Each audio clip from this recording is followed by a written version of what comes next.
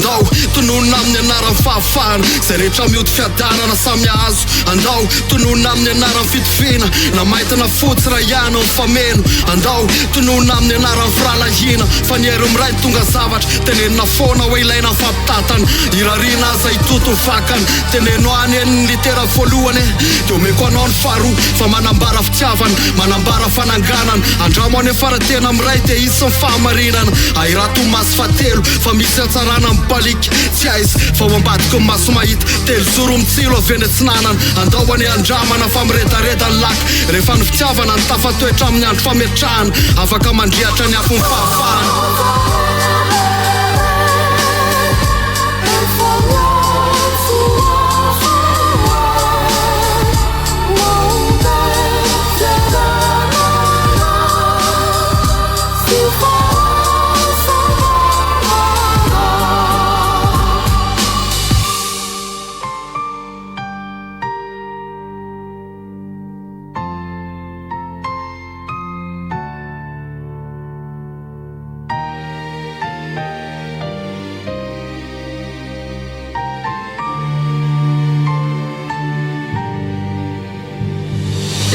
marina moa zany isika malagasy satria tsy manenina fa manomboka zao iondanako ny litera G B satria ty Madagasikara tsy mila fanorenana matanjaka fa tô mianjaka lazaina matsy hoe manakarena nefa tô manitra ihany asa zay ve le loko tena tiana omena jereo any amin'ny vahoaka fa tô mijaly very fanatsy mahita iankinana zay ny lazaiko hoe tadiavo ny fahazavana ilaminana mbola betsaka koa ny tsy haiko fa tosiky ny aingam-panahy dia manoratra satria ny soratra hono mitoetra mandrakizay daloko asiana diapenina ho fahatsiarovana dao ary ara ijory andrandra fiovana maniry amantsy hoe iasa foany sika mpandroso manomboka mitaotao vovonana ka hatramin'ny sasakalina dia mba ho tany feno fiadanana le Madagasikara ralina